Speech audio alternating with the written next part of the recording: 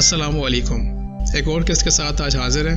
آپ سے گزارش ہے کہ آپ کو اگر ہمارا کام پسند آ رہا ہے کہ اس چینل کو فالو کیجئے، سبسکرائب کیجئے اور اپنے دوستوں سے شیئر کیجئے اور اس ویڈیو کو لائک بھی کیجئے۔ تو شروع کرتے ہیں۔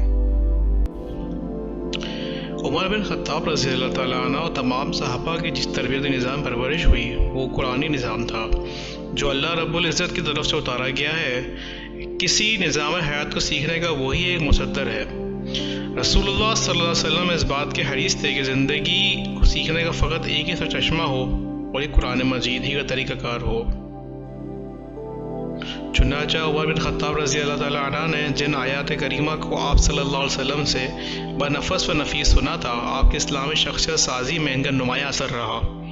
ان آیات نے آپ کے دل کو پاک و صاف اور روح کو تزکیہ کیا۔ اس طرح آپ اپنے نیک ارادوں، کردار سازی، اعلیٰ مقاصد، پاک جذبات، اخلاقی قدروں کے ذریعے ایک نئے انسان شکل میں نمودار ہوئے۔ عمر فاروق رضی اللہ تعالیٰ عنہ نے قرآن کریم کے ذریعے سے پہچان لیا کہ حقیقی معبود کون ہے، صرف اسی کی عبادت واجب ہے۔ نبی کریم صلی اللہ علیہ وسلم قرآن کی عظیم آیات سے عمر رضی اللہ تعالیٰ عنہ کے روح کی آبیاری کرتے تھے، اور آپ صلی اللہ علیہ وسلم کو ہمیشہ یہ کوشش بھی رہتی کہ آپ کے صحابہ اپنے حقیقی رب اور بندوں پر اس کے حقوق کے بارے میں صحیح تصویر تربیت پائیں، کیونکہ آپ صلی اللہ علیہ وسلم بخوبی واقف تھے کہ جب روحیں صاف و شفاف ہو جائیں گی اور فطرت کی درستگی ہو جائے گی تو یہی سچا تصور، یقین اور تصدیق کو دل میں جاگزین کر دے گا۔ اس طرح اللہ تعالیٰ کائنات، زندگی، جنت اور جہنم، قضاء اور قدر، انسان کی حقیقت اور شیطان سے اس کی جنگ کے بارے میں آپ کا نظریہ قرآن کریم اور سنت نبوی صلی اللہ علیہ وسلم پر قائم ہو گیا۔ عمر رضی اللہ تعالیٰ عنہ صحابہ کرام میں سب سے زیادہ دلیر اور بہادر تھے۔ آپ صلی اللہ علیہ وسلم سے کسی نامانوس عمل کو صادر ہوتا دیکھتے تو پوچھ لیتے، مکمل صداقت اور صاف گوئی کے ساتھ اپنے رائے کا اظہار کرتے۔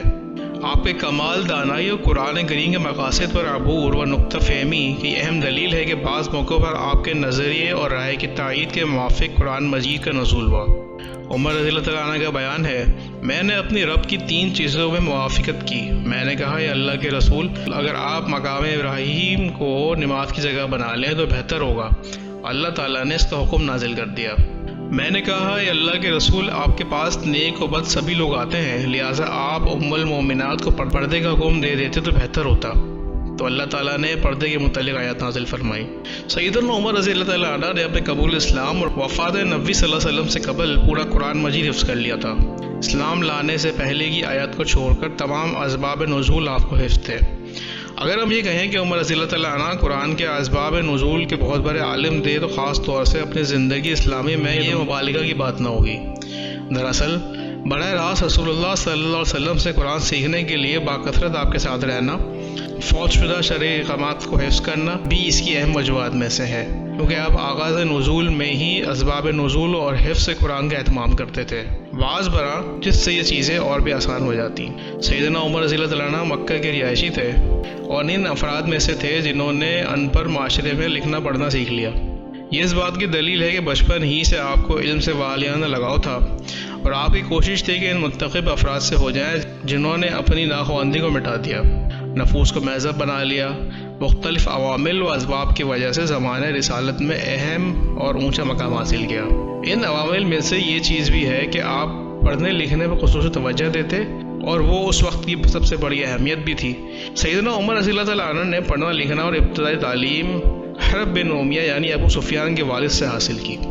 پڑھنے لکھنے کی اس خصوصیت نے آپ کو اس قابل بنا دیا کہ اس وقت آپ قوم کی تہذیب و ثقافت سے آراستہ ہو جائیں۔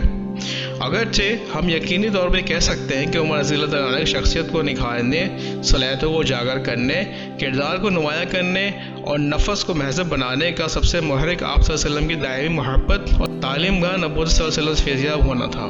خلاصہ یہ ہے کہ عمر رضی اللہ تعالیٰ عنہ نے قرآن کی تعلیم رسول اللہ صلی اللہ علیہ وسلم سے بنفیس حاصل کی۔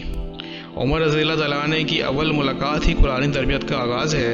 اس ملاقات کے بعد آپ کی زندگی بالکل انوکھی تبدیلی ہوئی، یکایک ہدایت سے سرفراز ہوئے، تاریکیوں سے روشنی کی طرف نکل آئے، ایمان کو گلے لگایا اور کفر کو رون دیا۔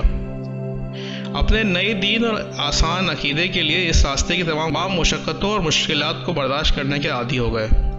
دراصل رسول اللہ صلی اللہ علیہ وسلم کی شخصیت ہی آپ کے اسلام لانے کا اصل محرک تھی، کیونکہ آپ صلی اللہ علیہ وسلم کی شخصیت میں وہ جاذبیت، دوسروں پر اثر انداز ہونے کی قوت تھی۔ اللہ تعالیٰ نے آپ صلی اللہ علیہ وسلم کو اپنی آنکھوں کے سامنے بنایا تھا، اور عظمت سے ہمیشہ محبت کی جاتی ہے۔ لوگ اسے پسندیدگی کی نگاہوں سے دیکھتے ہیں، پسندیدگی اور محبت سے ملے جلے جذبات کے ساتھ اسے چمٹ جاتے ہیں۔ رسول اللہ صلی اللہ علیہ وسلم کی مذکورہ عظمتوں کے ساتھ ایک بڑی عظمت یہ ہے کہ آپ اللہ کے رسول اور اس کی طرف سے وحی کے حامل اور لوگوں تک اسے پہنچانے والے ہیں۔ مرد مومن کے وجدان اور شعور کو آپ کی طرف مائل کرنے میں ان کا بڑا گہرا اثر ہے۔ سیدنا عمر رضی اللہ تعالیٰ عنہ غزوہ بدر میں شریک ہوئے، اور جب رسول اللہ صلی اللہ علیہ وسلم نے معرکہ سے قبل صحابہ سے مشورہ کیا تو سب سے پہلے ابو بکر رضی اللہ تعالیٰ عنہ بولے اور بہتر بات کی اور کافروں سے جنگ کا مشورہ دیا۔ پھر عمر فاروق رضی اللہ تعالیٰ عنہ بولے اور بہتر بات کی اور کافروں سے جنگ کا مشورہ دیا۔ غزوہ بدر میں مسلمانوں کے سب سے پہلے شہید جن کی شہادت ہوئی، جو کہ عمر رضی اللہ تعالیٰ عنہ کے غلام تھے۔ عمر بن خطاب رضی اللہ تعالیٰ عنہ نے عقیدہ توحید کے مقابلے میں رشتہ اور قرابت کو دیوار پہ مارتے ہوئے اپنے ماموں عصام بن حشام کو قتل کیا، اور اپنے اس فخر و عقیدے کی تائید میں اس عمل کو باعث فخر سمجھتے تھے۔ معرکہ بدر ختم ہونے کے بعد آپ نے مشرکین کے قیدیوں کو قتل کرنے کا مشورہ بھی دیا۔ صلح حدیبیہ کے موقع پر رسول اللہ صلی اللہ علیہ وسلم نے عمر رضی اللہ تعالیٰ عنہ کو مکہ بھیجنے کے لیے بلایا تاکہ وہ اشراف قریش کو اپنی آمد کا مقصد بتا دیں۔ تو آپ نے کہا، اے اللہ کے رسول، مجھے اپنے بارے میں قریش سے خطرہ ہے، اور مکہ میں بنو عدی بن کعب کا کوئی فرد بھی نہیں ہے جو میری حفاظت کر سکے۔ نیز قریش سے میری عداوت اور ان کے لیے میری سختی سے بھی آپ واقف ہیں، لہٰذا میں آپ کو ایسا آدمی بتاتا ہوں جو ان کے نزدیک مجھ سے زیادہ باعزت ہے، اور وہ ہیں عثمان بن عفان۔ آپ صلی اللہ علیہ وسلم نے عثمان بن عفان کو بلایا اور انہیں ابو سفیان اور دیگر اشراف قریش کے پاس یہ پیغام دے کر بھیجا کہ ہماری آمد کا مقصد جنگ کرنا نہیں ہے، بلکہ ہم بیت اللہ کی زیارت اور اس کی تعظیم کرنے آئے ہیں۔ جب قریش نے بدعہدی کر کے صلح حدیبیہ توڑ دی تو مدینہ کی طرف سے متفقہ خطرات سے ڈر گئے، اور ابو سفیان کو صلح کی بحالی اور مدت صلح میں اضافے کے مقاصد سے مدینہ روانہ کیا۔ وہ اللہ کے رسول صلی اللہ علیہ وسلم کے پاس آیا اور اپنی بیٹی ام حبیبہ کے کمرے میں داخل ہوا، لیکن مقصد میں کامیاب نہ ہوا۔ پھر وہ وہاں سے نکلا، رسول اللہ صلی اللہ علیہ وسلم کے پاس آیا، آپ سے ہم کلام ہوا، لیکن آپ نے اسے کسی بات کا جواب نہ دیا۔ پھر ابو بکر رضی اللہ تعالیٰ عنہ کے پاس گیا، ان سے کہا کہ رسول اللہ صلی اللہ علیہ وسلم نے اس سے بات کرنے کے لیے کہا ہے۔ آپ نے فرمایا، بات نہیں کروں گا۔ پھر عمر رضی اللہ تعالیٰ عنہ کے پاس آیا، آپ سے گفتگو کی۔ آپ نے کہا، کیا میں تمہارے لیے رسول اللہ صلی اللہ علیہ وسلم سے سفارش کر دوں؟ اللہ کی قسم، اگر چھوٹی چونٹیوں کو تم سے جہاد کرنے کے لیے۔ سیدنا عمر رضی اللہ تعالیٰ عنہ رسول اللہ صلی اللہ علیہ وسلم کے ساتھ رہنے کے بہت حریص تھے۔ جب مجلس نبوی میں شریک ہوتے تو ابتدائی مجلس تک وہاں بیٹھتے اور وہاں سے نہ اٹھتے۔ مدینے کے ابتدائی دور میں خطبے کے دوران جب ایک تجارتی قافلہ غلہ لے کر آیا اور کثرت سے لوگ غلہ لینے کے لیے مسجد سے باہر نکل گئے، تو آپ ان چند لوگوں میں سے تھے جنہوں نے رسول اللہ صلی اللہ علیہ وسلم کا ساتھ دیا اور مسجد سے باہر نہ نکلے۔ آپ رسول اللہ صلی اللہ علیہ وسلم کے درس اور واعظ میں تازہ دم ہو کر بیٹھتے تھے، پیچیدہ مسائل کی وضاحت چاہتے، مفہوم پوچھتے، اور خاص اور عام تمام مسائل و حالات میں آپ سے سوالات کرتے رہتے۔ اسی وجہ سے آپ نے رسول اللہ صلی اللہ علیہ وسلم سے 539 احادیث روایت کی ہے، اور ایک روایت کے مطابق 537 احادیث۔ ان میں سے 26 احادیث کو امام بخاری اور امام مسلم دونوں نے روایت کیا ہے، جبکہ 39 احادیث روایت کرنے میں امام بخاری اور 21 امام مسلم منفرد ہیں، اور بقیہ حدیثیں اور احادیث کی دوسری کتابوں میں ہے۔ عمر بن خطاب رضی اللہ تعالیٰ عنہ سے روایت ہے کہ میں نے ایک گھوڑا اللہ کے راستے میں دے دیا، لیکن اسے اس کے مالک نے ضائع و برباد کر دیا۔ میں نے اسے خریدنا چاہا اور سوچا کہ وہ اسے سستی قیمت پہ فروخت کر دے گا۔ میں رک گیا اور کہا، پہلے رسول اللہ صلی اللہ علیہ وسلم سے پوچھ لوں۔ جب آپ صلی اللہ علیہ وسلم سے دریافت کیا تو آپ نے فرمایا، تم اسے نہ خریدو، اگرچہ وہ ایک درہم ہی میں کیوں نہ دے۔ اس کی مثال اس شخص جیسی ہے جو کہہ کرے اور پھر سے چاٹ لے۔ عبد الرحمن بن عبد القاری سے روایت ہے، میں نے حشام بن حکیم بن حزام کو اس وقت سورہ فرقان کی تلاوت کرتے ہوئے سنا جب وہ باحیات تھے۔ میں ان کی قرأت کو سنا، وہ کئی لہجوں میں پڑھ رہے تھے، اور ان لہجوں میں ہم نے آپ صلی اللہ علیہ وسلم سے نہیں پڑھا تھا۔ قریب تھا کہ میں نماز ہی پہ ان میں دوڑ چڑھتا، لیکن میں نے انتظار کیا یہاں تک کہ انہوں نے سلام پھیر لیا۔ میں نے ان کا گریبان پکڑ لیا اور کہا، میں نے ابھی تم کو جو سورت پڑھتے سنا ہے اسے تم کو کس نے پڑھایا ہے؟ انہوں نے کہا مجھے رسول اللہ صلی اللہ علیہ وسلم نے پڑھایا ہے۔ میں نے کہا تم جھوٹ بولتے ہو، بے شک مجھے بھی رسول اللہ صلی اللہ علیہ وسلم نے یہی سورت پڑھائی ہے جسے تم کو پڑھتے سنا ہے۔ میں انہیں لے کر رسول اللہ صلی اللہ علیہ وسلم کے پاس آ گیا، آپ سے کہا اے اللہ کے رسول، میں نے ایسے سورہ فرقان کی تلاوت ان حرفوں میں کرتے سنا ہے جنہیں آپ نے مجھے نہیں پڑھایا ہے، حالانکہ آپ نے مجھے بھی سورہ فرقان پڑھائی ہے۔ آپ صلی اللہ علیہ وسلم نے فرمایا اے ہشام اسے پڑھو۔ چنانچہ انہوں نے اسی قرأت میں اسے پڑھایا جس پر میں نے سنا تھا۔ آپ صلی اللہ علیہ وسلم نے فرمایا اسی طرح اس کا نزول ہوا ہے۔ آپ نے کہا عمر تم پڑھو۔ میں نے اسے اسی طرح پڑھا جس طرح آپ نے مجھے سکھایا تھا۔